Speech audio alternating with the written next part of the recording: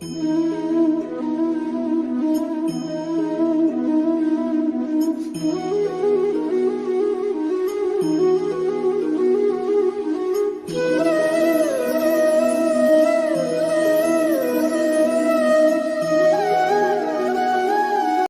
আছো সবাই? বড়দের প্রণাম আর ছোটদের ভালোবাসা জানিয়ে আমি আবার একটা নতুন ব্লগ শুরু করছি আজকে।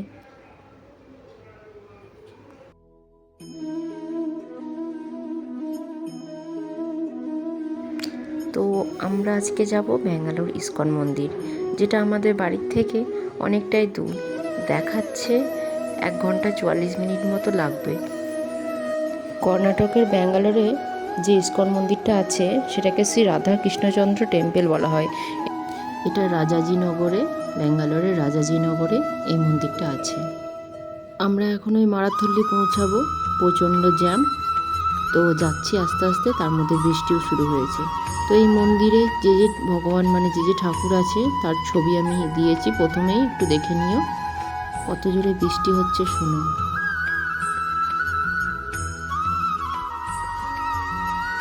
তো এখানে রাধাকৃষ্ণ হচ্ছে, একটা রাধাকৃষ্ণ মন্দির আছে, মানে আসল একদম মাঝখানে আছে রাধাকৃষ্ণ, আর আছে কৃষ্ণ আর বলরাম, আর আছেন চৈতন্য মহাপ্রভু ও নিত্যানন্দ প্রভু, আর আছে প্রহ্লাদ নরসিংহ, শ্রীল প্রভুপাদ, এবং আছে শ্রীনিবাসা গোবিন্দা মানে গোবিন্দ কৃষ্ণরই সব রূপগুলো আছে আর কি।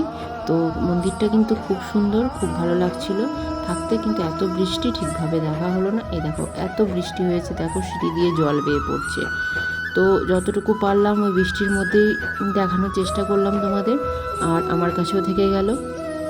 তো আসল মন্দিরে আমরা ঢুকবো তার আগে প্রথমে গেলাম, দর্শন করলাম শ্রী প্রহ্লাদ নরসিংহ, তারপর শ্রীনিবাসা গোবিন্দা, তারপরে সিঁড়ি বেয়ে উঠে আমরা মেন মন্দিরে পৌঁছালাম, যেখানে রাধাকৃষ্ণ আছে, তার এক পাশে কৃষ্ণ বলরাম আছে, আর এক পাশে চৈতন্য প্রভু আদি নিত্যানন্দ প্রভু আছেন, এবং আছেন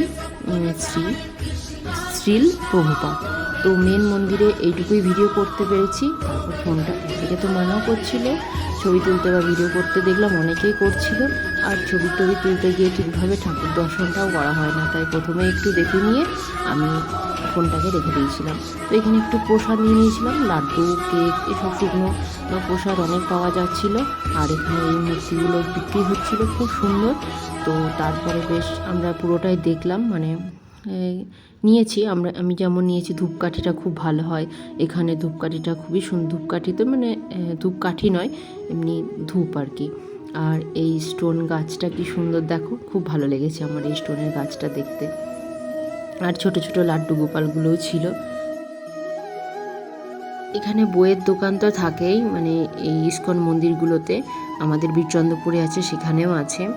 তো শ্রীমদ্ ভাগবত গীতা বিভিন্ন ভাষায়, গুজরাটি, মারাঠি, বিভিন্ন ভাষায়, বাঙালি, সব ভাষায় ছিল, বাংলা আর কি।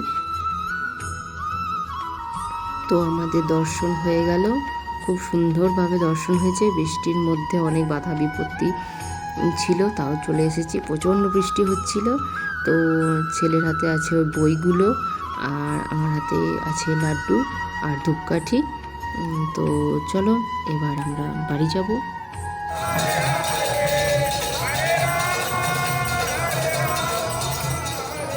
বেরিয়ে গেছি। রাস্তায় তো প্রচণ্ড জ্যাম, আসার সময় জ্যামে পড়েছিলাম।